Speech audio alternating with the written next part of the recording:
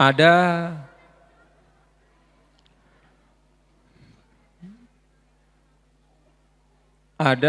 anggapan, bahwa siaran ikhlas sino berarti ita ngelaksanaan sopuk pegawaian bagus tugas te tanpa mengambil imbalan apapun dari orang. Jadi ada anggapan katanya, oh kalau masih menerima gaji berarti ndek ikhlas. Tetua tuh ndek? Tetua tuh ndek? Ndek narak hubungannya gaji barang ikhlas Bapak Ibu. Ikhlas itu lawannya bukan gaji. Ikhlas itu tidak ada hubungannya dengan gaji. Ikhlas itu lawannya riya. Dulu Sayyidina Abu Bakar As-Siddiq radhiyallahu anhu, pada waktu beliau ditunjuk sebagai khalifah memimpin umat Islam setelah wafatnya Nabi besar Muhammad sallallahu alaihi wasallam, beliau kemudian mengumumkan kepada semua umat Islam pada waktu itu bahwa mulai saat ini ketika saya menjadi khalifah, saya mengambil uang dari Baitul Mal sebagai gaji saya. Nih, Sayyidina Abu Bakar. Kumbait deh kepeng lekan Baitul Mal jari gajingku. Karena sebelum saya jadi khalifah saya berdagang. Dari berdagang itu saya dapat untung. Sekarang setelah saya menjadi khalifah saya tidak bisa berdagang. Maka untuk mengganti dari apa yang saya berikan kepada anak istri saya ambil gaji dari Baitul Mal. Tuh Sayyidina Abu Bakar. Apakah itu berarti Sayyidina Abu Bakar tidak ikhlas? Ikhlas. Jadi lawan ikhlas itu yang gaji, sida pegawaian.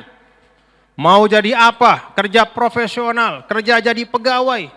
Bekerja menjadi pegawai, niatkan lillahi ta'ala, saya bekerja untuk melaksanakan suatu amanah yang baik untuk kepentingan masyarakat.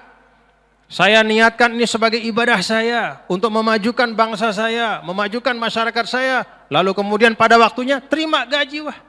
Insya Allah tidak kurang keikhlasannya. Yang bisa mengurangi keikhlasan adalah begitu ketemu dengan orang lain, kamu pegawaianmu apa? Oh kalau saya pegawaian saya ini ngarat misalnya. Nih saya pegawai beli. Nah itu menghilangkan keikhlasan, riya, sombong, ujub dan takabur. Jadi apa yang kita terima halalan thayyiban yang merupakan hasil dari kerja kita di dunia sebelum kita menerima hasil di akhirat kelak, selama jalannya baik, tidak melanggar aturan, halalan thayyiban, insya Allah tidak mengurangi keikhlasan kita. Jadi Pak Polisi misalnya kerja terus, lalu kemudian saatnya beliau gajian, menerima gaji, selama beliau kerja ikhlas, niatnya adalah untuk membantu masyarakat, melaksanakan perintah Allah, menunaikan amanah dengan baik, memberikan kemanfaatan untuk orang banyak, insya Allah walaupun beliau terima gaji, tetap keikhlasannya itu sempurna di sisi Allah Subhanahu wa ta'ala. Pak TNI, tentara semua. Nih tiang luruskan anggapan.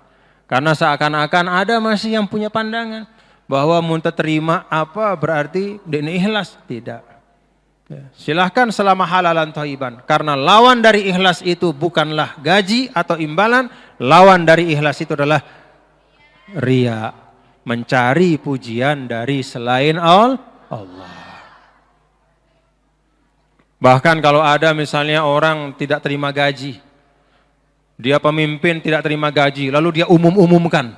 Suruh dengan, badak no, aku tidak terima gaji. Badak. Justru bahaya itu. Dia justru riya dengan caranya tidak menerima gaji itu. Bukannya dia menjadi ikhlas. Karena apa? Walaupun dia tidak terima gaji, tapi dia mencari pujian dari orang lain. Dia berbuat sesuatu bukan karena Allah, tapi untuk mendapatkan kemasyhuran. Supaya namanya disebut-sebut, supaya namanya dibangga-banggakan. Na'udzubillah min. Sehingga apapun jadinya, mau jadi petani, Dengan bertani itu dia dapat hasil banyak. Mau jadi pedagang, untungnya 5 juta, 10 juta tiap bulan. Mau jadi saudagar tembakau, mau jadi apa saja. Mau jadi guru, mau jadi PNS apapun. Tapi niatnya itu lillahi ta'ala. Itu harapannya anak-anak kita yang sekolah di Al-Mukhlisin. Nah, kalau kita sudah punya sifat ikhlas itu, Bapak Ibu, jangankan manusia, iblis pun angkat tangan.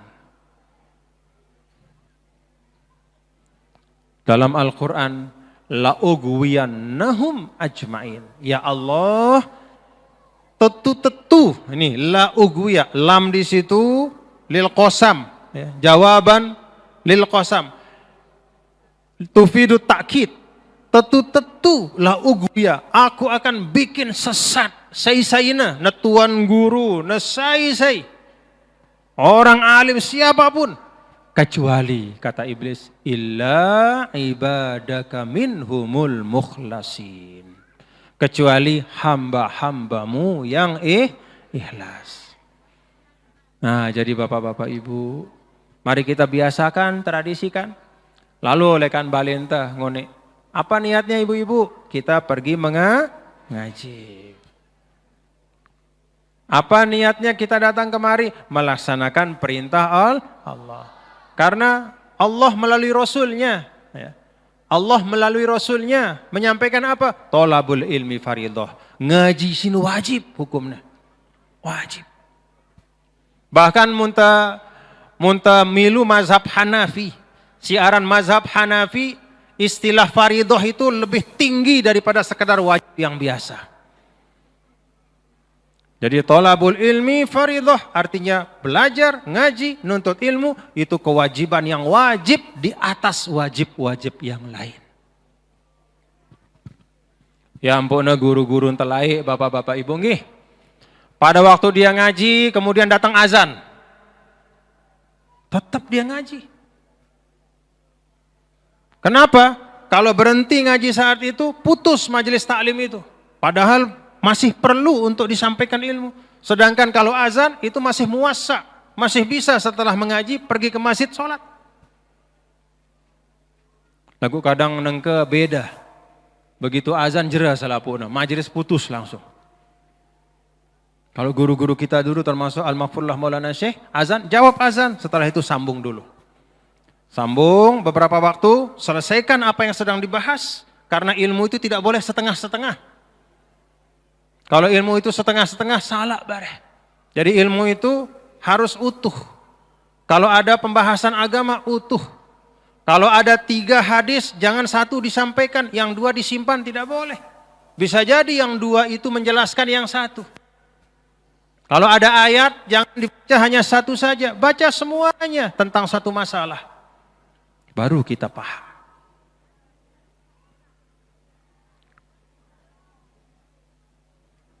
Nah,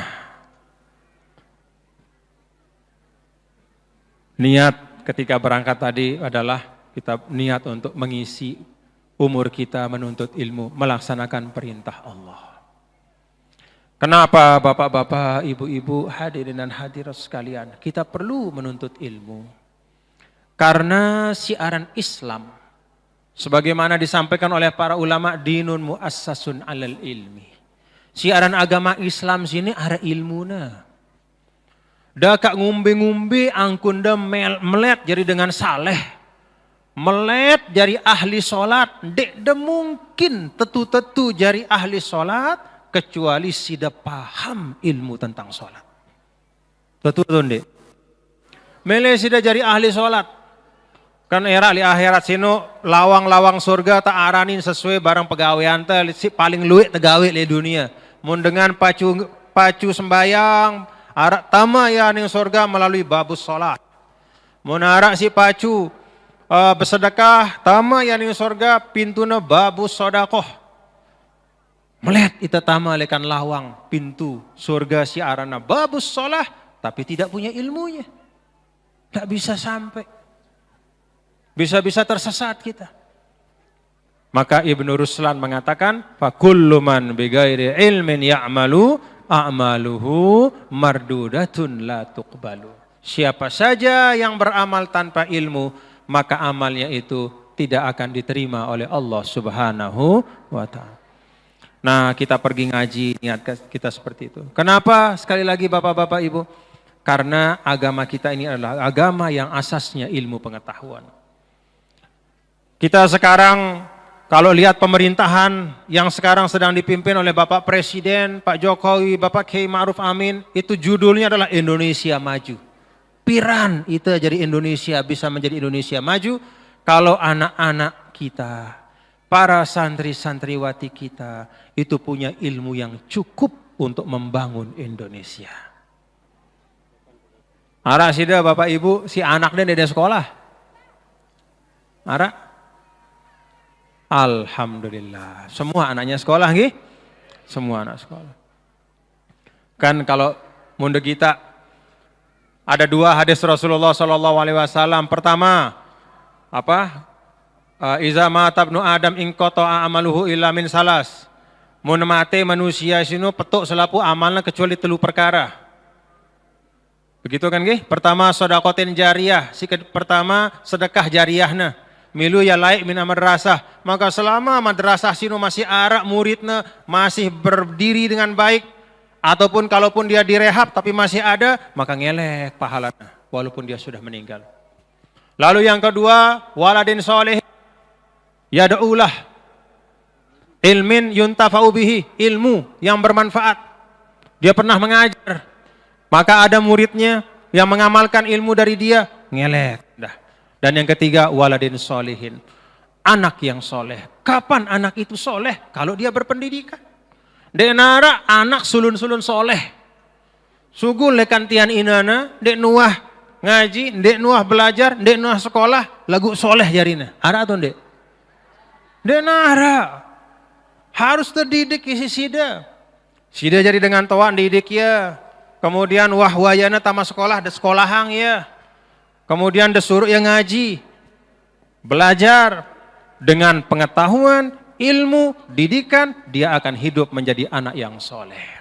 Jadi waladun solihun sinu hasil. Hasil yang perlu proses.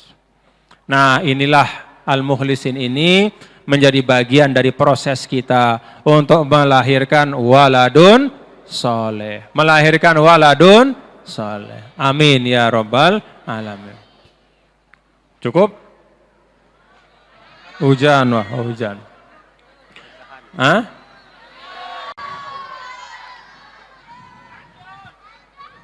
Nah, jadi Bapak-bapak Ibu, hadirin dan hadirat sekalian, inilah bagian dari kita terus berjuang, cara kita mencintai Indonesia. Kan sayang sih dari Indonesia? Sayang sih dari Indonesia? Sayang sih dari Indonesia? Sayang sih dari tanah NTB ini? Nah, cara kita mencintai Indonesia, mencintai NTB adalah dengan berusaha sekemampuan kita untuk melakukan hal-hal yang baik dalam kehidupan kita.